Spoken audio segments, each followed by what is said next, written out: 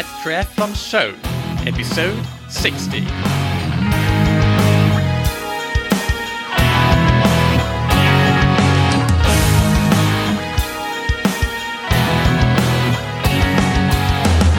Hey, what's up everybody? Welcome back to another episode of That Triathlon Show, the podcast presented by scientifictriathlon.com.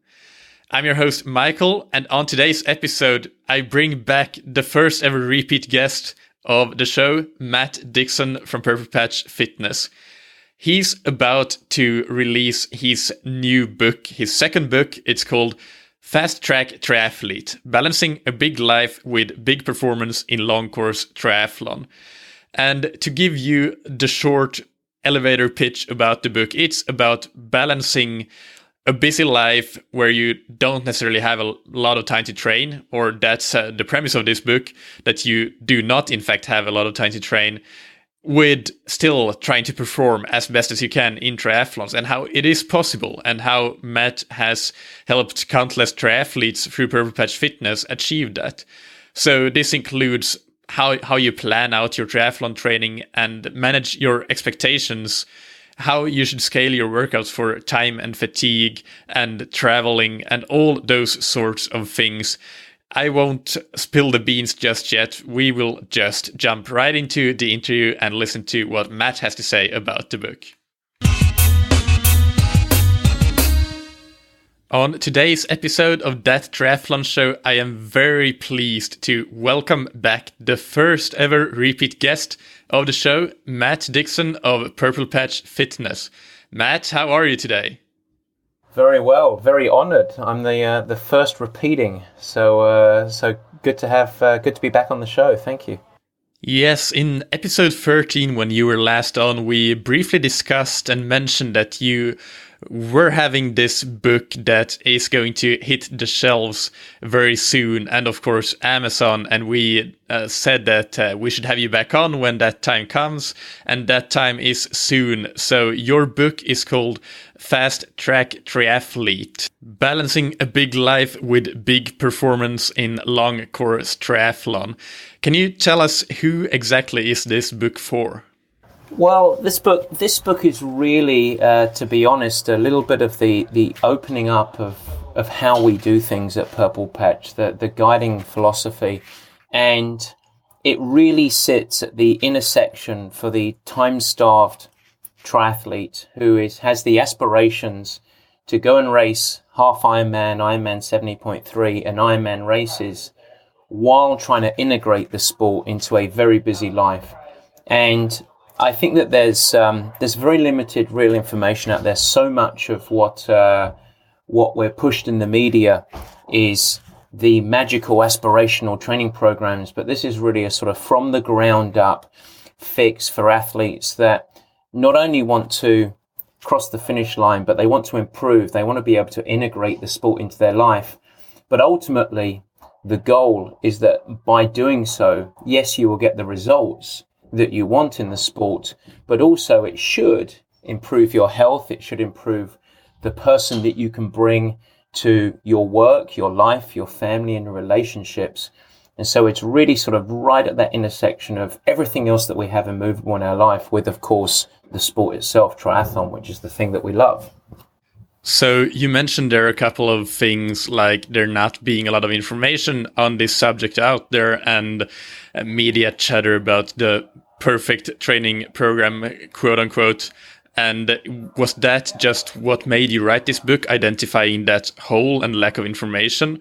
Or were there any other trigger events that made you decide to write this book?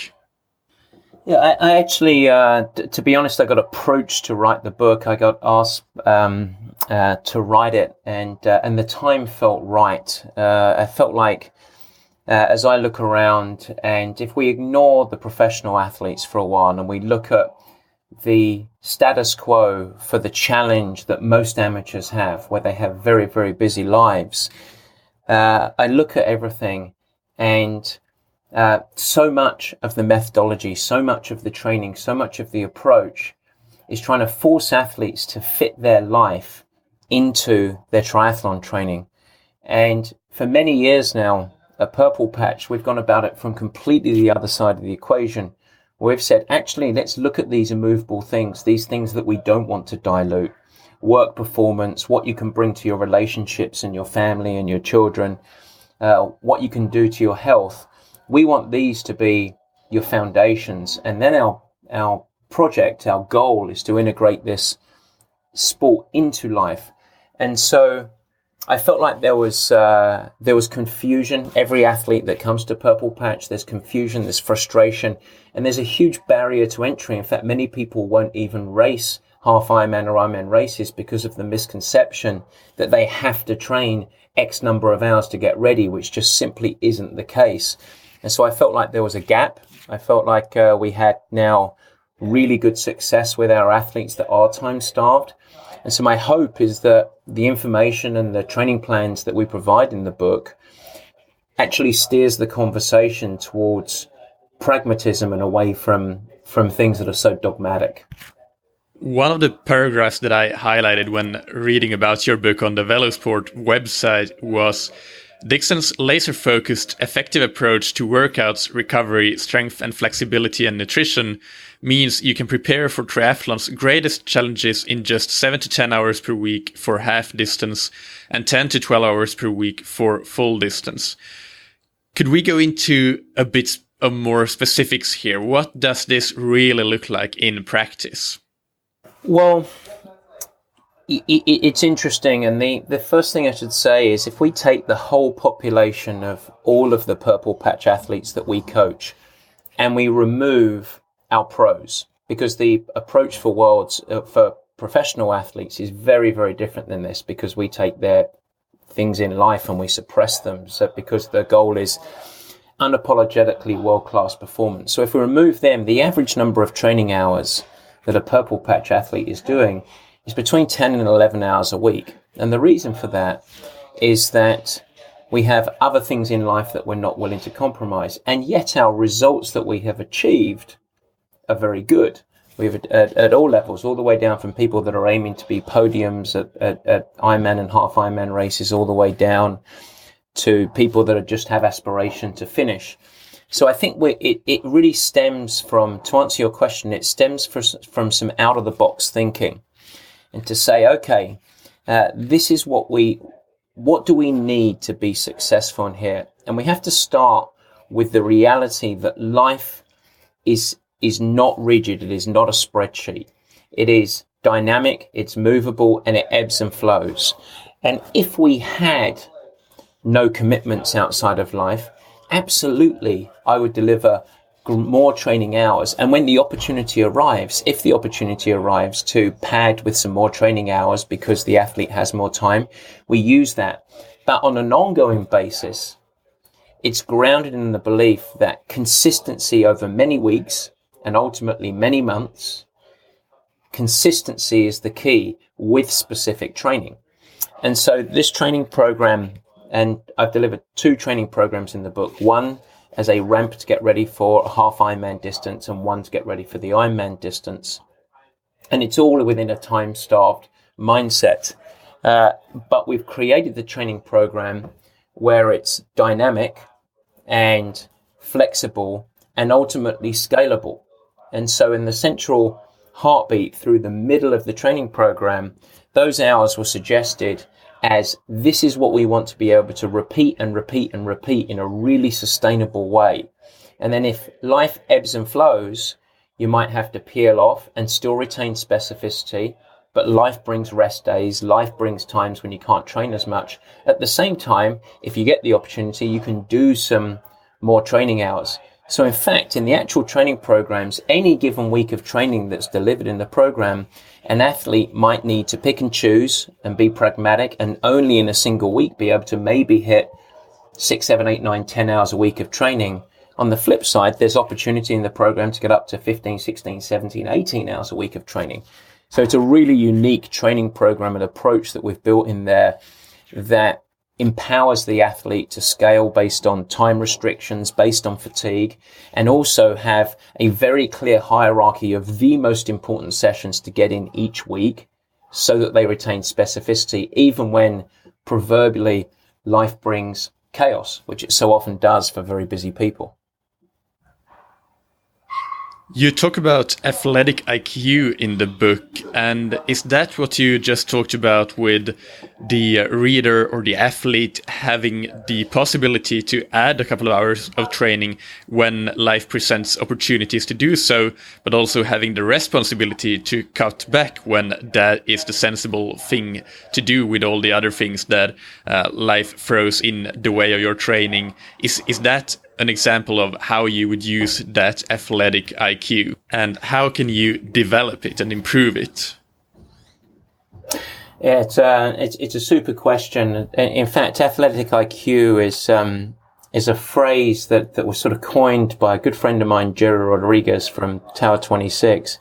And when I was an athlete swimming under Jerry, he talked about that a lot, and it really resonated for me. And I sort of carried that forward and use that with my athletes a lot, about honing and developing the athletic IQ. Really what I mean there is empowering the athlete to understand the intent of the prescription, why they're doing a session, and ultimately be able to have some self-management or ownership over their program. And so I try and bring that to the book as well. So rather than having an athlete be spoon-fed a program and say, here's the magic program, and success is hitting every session. Well, that's actually a really short-sighted way to go about it. And unfortunately, because of training plans need to be printed on the page, a really rigid generic training program just does that. Success or failure is hitting every session or not. And very quickly, an athlete starts to feel like they're a failure if they miss a couple of sessions a week. So instead, what I try and do in the book is firstly, really educate the athlete on the backbone of the program, why they go about the sessions that are prescribed in there, what the focus should be. And then secondly, on from there, empower the athlete to actually take ownership of their program, take the training plan, apply it to their life, and then execute on a week by week basis.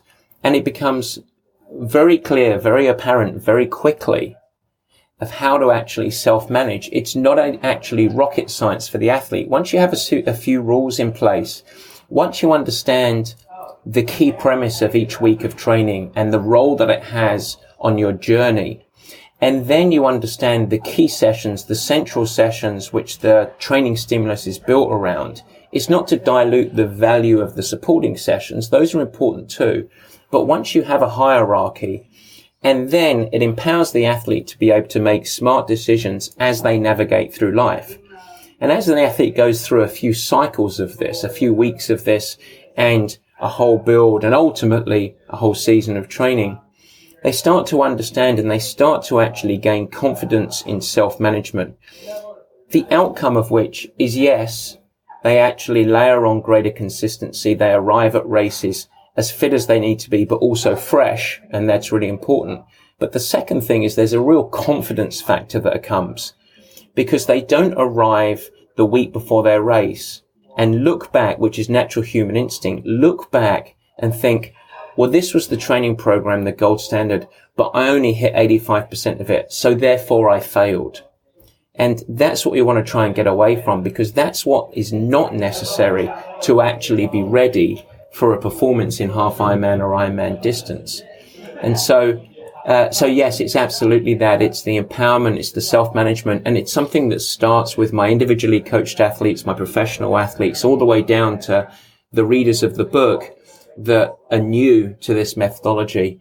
But I think the outcome that I've seen is much healthier athletes, much more confident athletes, and ultimately athletes that enjoy and immerse themselves in the process more, because they understand why.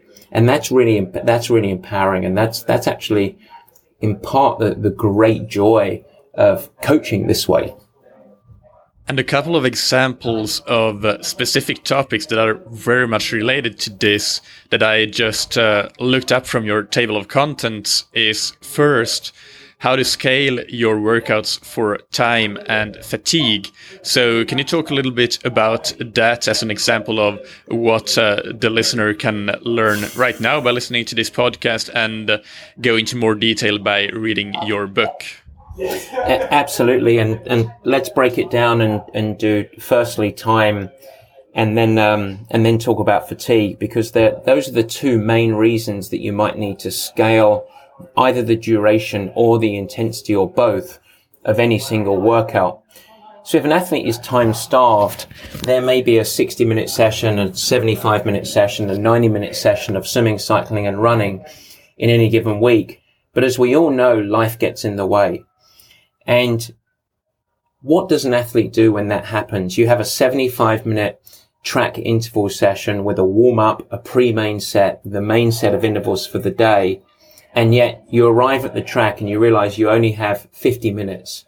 What do you actually do there? So every single workout within the training program gives you tools and directions on how to peel back. And normally what that involves is reducing the warm-up, limiting the pre-main set, but retaining the main body of the workout. As much as possible, the intent of the workout, the main intervals, or the meat and potatoes, as I like to say. And so I felt like it was necessary for every single workout to have that option, not as a parachute out, not as a shortcut, but actually to empower the athlete to actually say, okay, if life does get in the way, I can still retain the theme of the workout. Other things happen in life as well. We have a track, let's use the same track session in the run that we might have, or an interval-based session in the run. I tend to stray more towards intervals than actually putting the people on a track. But we have an interval-based session, the same thing, it's 75 minutes. And yet the person has busy travel the day before, they arrive, they have very poor sleep, they have a sick child, they go to work, they've got a deadline at work, and they get out of work and they go and do their interval session, and they approach the session and they're exhausted. What do you do in that situation? You are hormonally, emotionally, and physically exhausted. And it may be because of an accumulation of training load, but more likely it's a little bit of training load combined with all of those life stress factors. So what do we do in that situation? Do you stubbornly follow the program? Or do we give you tools and education and guidance to empower you to try the start of the workout, see what happens, and if the body is simply not responding, it's better to move on, come back to that workout at a different time. And what we integrate in the fatigue scale is, what do you do to this workout in situation? And it might be to transition to more of a form-based run in our case study, or it might be to move to a bit more of a progressive, building, smooth effort that still has high value, but goes away and deviates from the original prescribed effort. And ultimately, both of these are all about big picture lens. So never focusing on any training program or athletic success being driven by a singular workout, but instead forcing the athlete, having the athlete take the big picture view, the consistency view, so that they can actually tie together weeks and weeks and weeks of training so that you can deliver performance, rather than obsessively, stubbornly driving yourself off a cliff of fatigue or into illness or into injury. And that's what we want to avoid. So that's why both fatigue and time has been scaled in every single workout as a backdrop, as an option.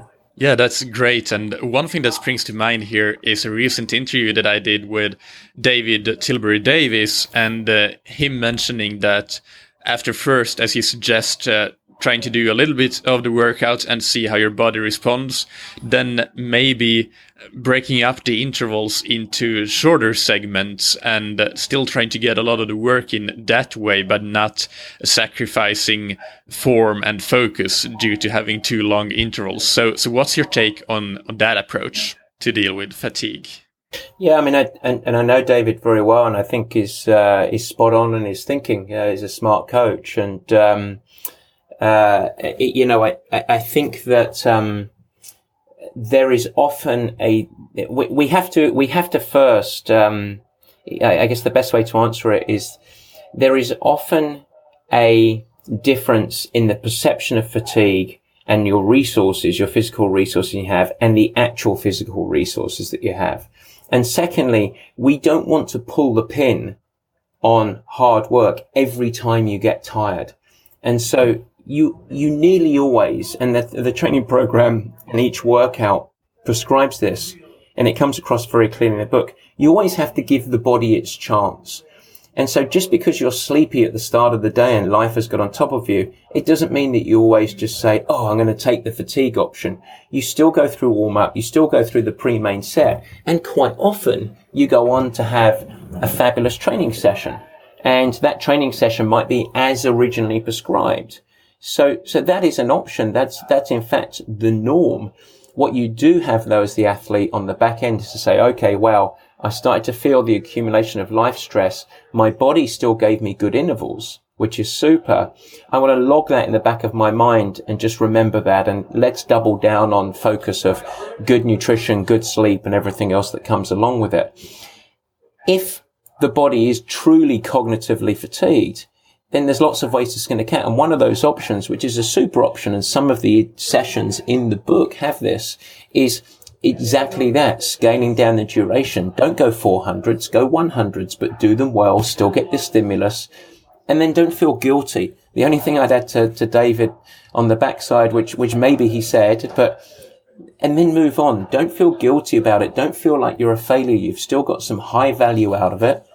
And then ultimately though, carry that mindset, what happened today, carry that to tomorrow, not as a burden, but as a thought in the back of your mind of like, okay, I was on the edge yesterday and I scaled it down. Let's see what happens.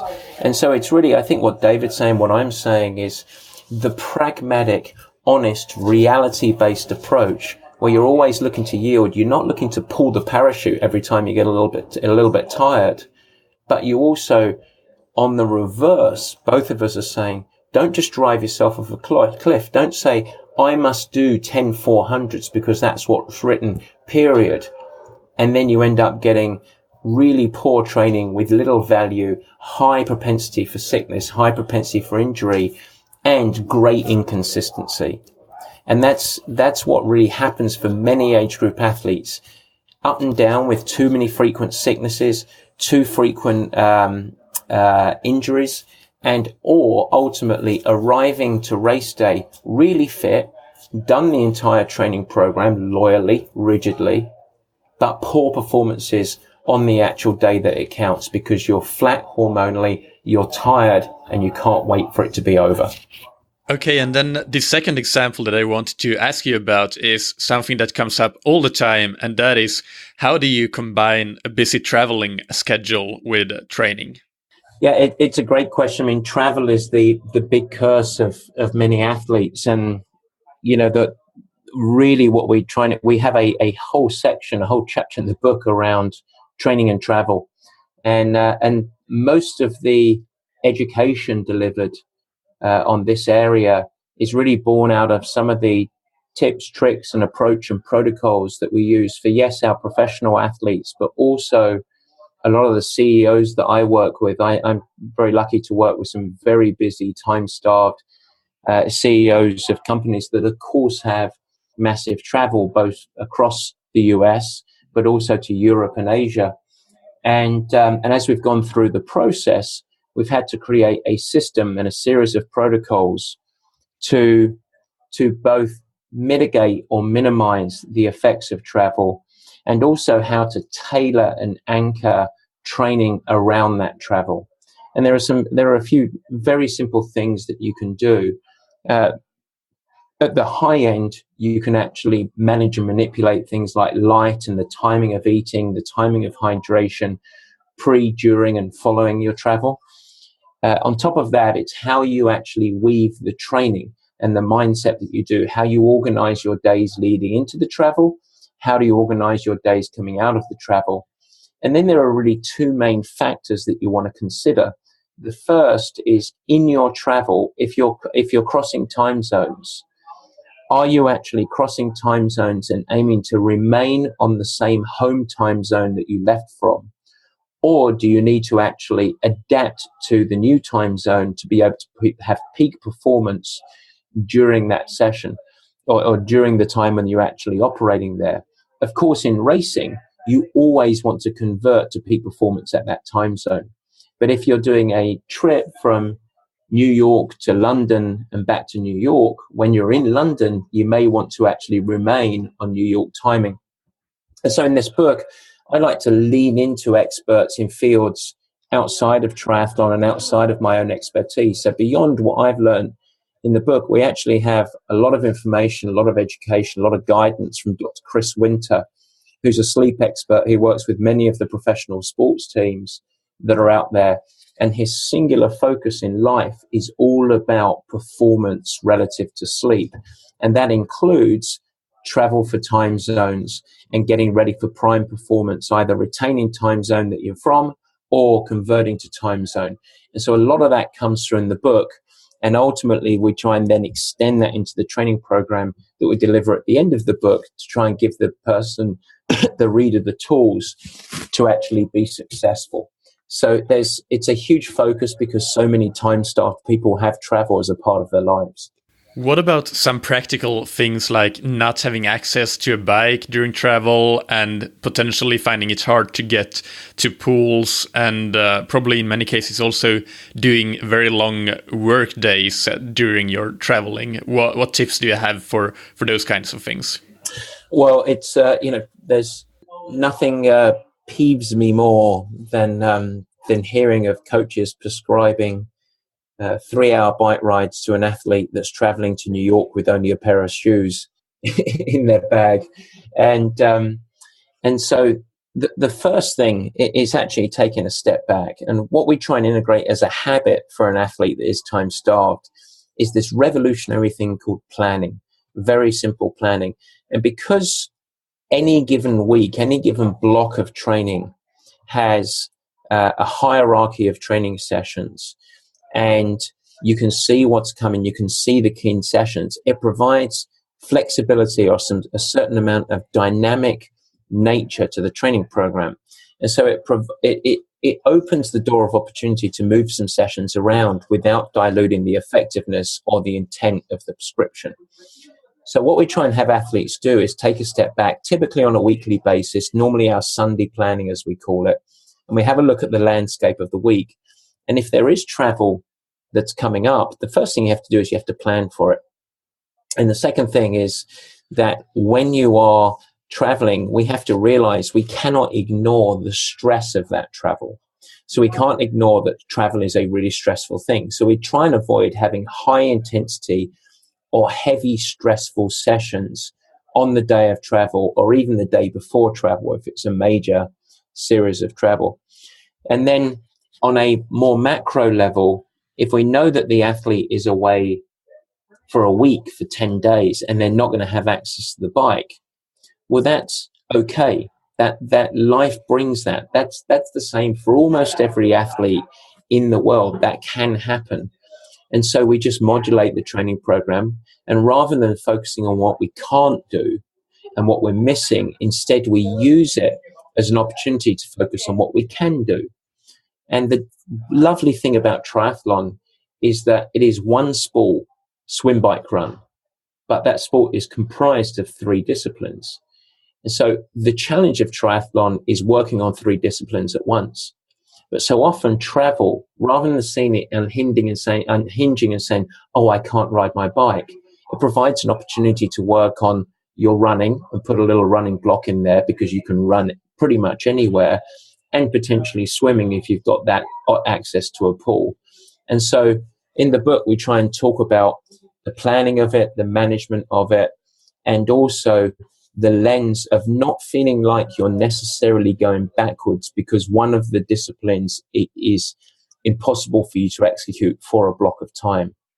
And again, it comes back to the overriding thesis of consistency over many months being the most important thing. So 1 week of no riding is not going to be a factor.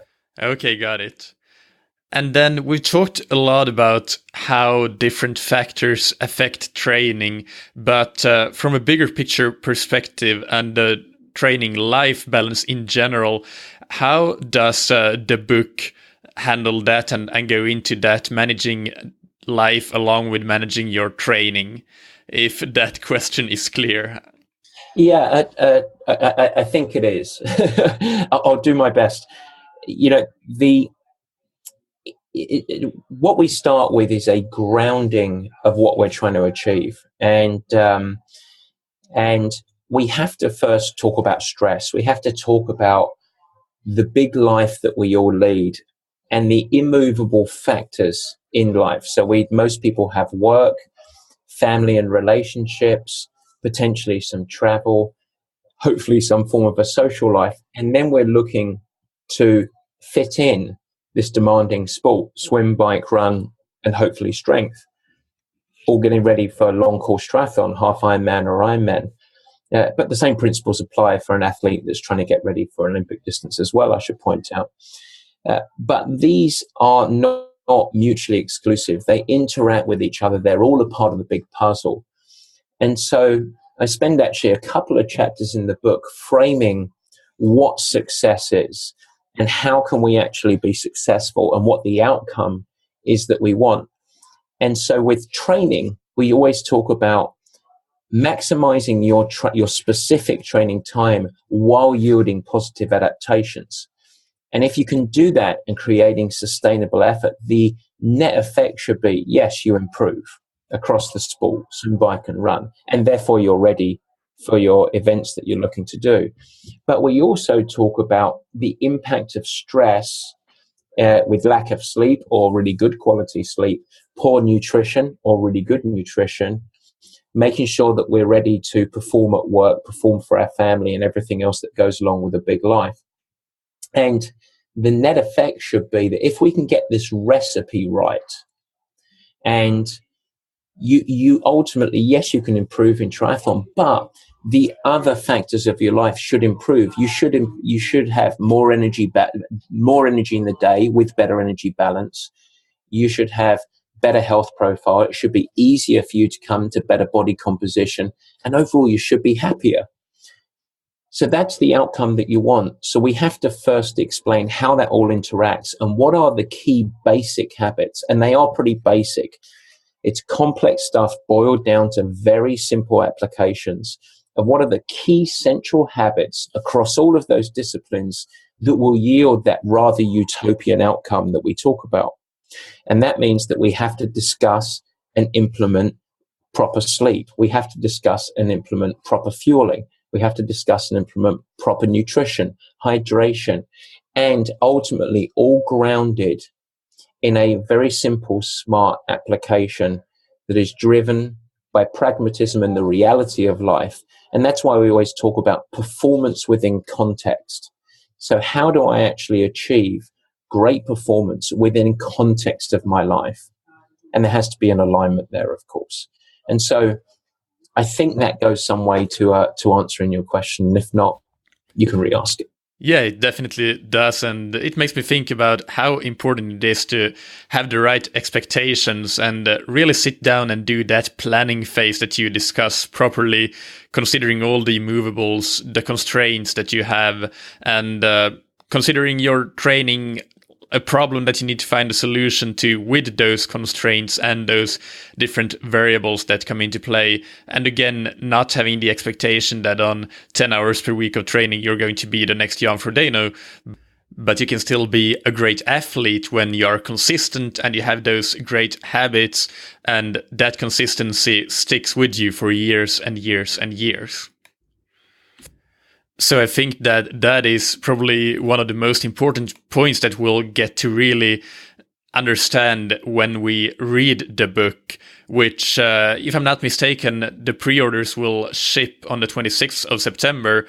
So by the time the listeners hear this, that will be just a week or so away. Is there anything else that we haven't mentioned so far that you want to discuss related to this book? Obviously, we need to mention that in your previous appearance on the show, we discussed at length your concept of the pillars of performance for triathletes, which are nutrition, recovery, functional strength training, and endurance training. And that episode was episode 13, and you can find that on scientifictriathlon.com/TTS13. You know, the last two things I would say is I think that your last point there is really important.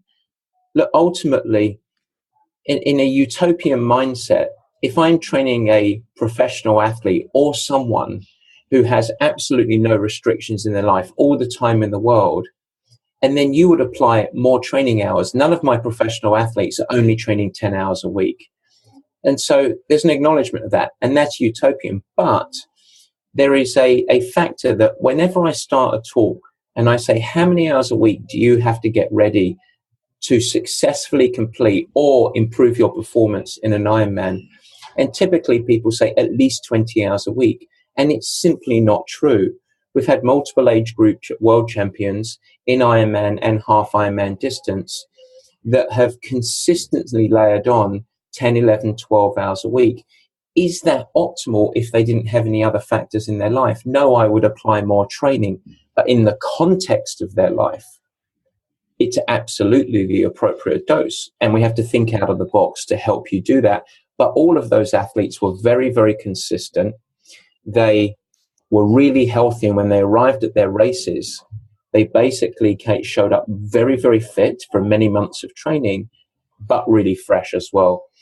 The second thing and the final thing that I will say as a teaser, which I think is very proud, it's one of the things that I often get when I read books, is I finish the last page and I close the book and say, that was hopefully enjoyable, that was enlightening, now what?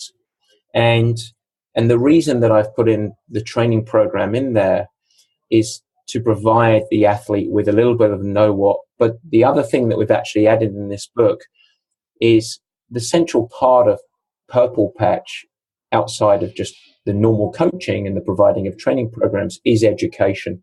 So what we've done in this book is, for readers that buy the book, there's a code in each book that opens up access to all of our education. And so you can actually finish the book and carry on. And so what we've done is we've created a special program for Fast Track Triathlete readers where they can actually get a free membership to our education program. It's usually $25 a month, so about the cost of the book. And they can get free education to dive in and immerse themselves with all of our education, all of our resources, and actually connect with us at Purple Patch. And I did that so that we can try and carry on the conversation. Because I feel like with any book, you try and get as much as you can in, but you're always ultimately limited by the number of pages that you can cram in. And so hopefully this can be a conversation starter. It's going to be, I think, a little disruptive to the norm, but I feel like the industry needs disruption. It needs a different way of thinking about it, and it needs practical solutions for very busy athletes so that we can enjoy the sport, not be injured, not be healthy, and feel like we can integrate the sport into a big life and make our life bigger, make it better, and still improve. And that's my hope, and that's my aspiration. That's absolutely fantastic. And I, for one, can't wait to get my hands on this book. I just need to get myself an address in Portugal first before I can actually order it and have it shipped. But that will be sorted soon, I'm sure.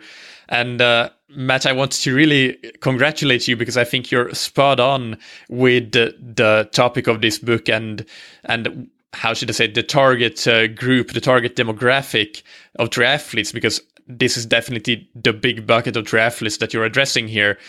I converse with a lot of triathletes through the podcast, the newsletter, and so on, and obviously the athletes that I coach myself. And I know very, very few that can train even 10 hours per week. I think it's more like 6 or 7 hours for most. And actually, on a recent coaching course that I attended, we talked about the statistics among Finnish triathletes, and the average seemed to be, I think it was 6 hours per week that Finnish triathletes, age group triathletes, train per week on average.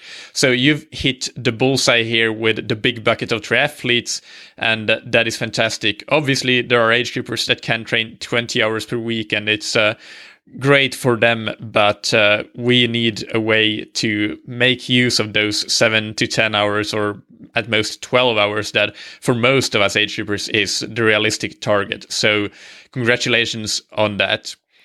And if the listeners want to learn more about you, again, I highly, highly recommend listening to episode 13 of that triathlon show.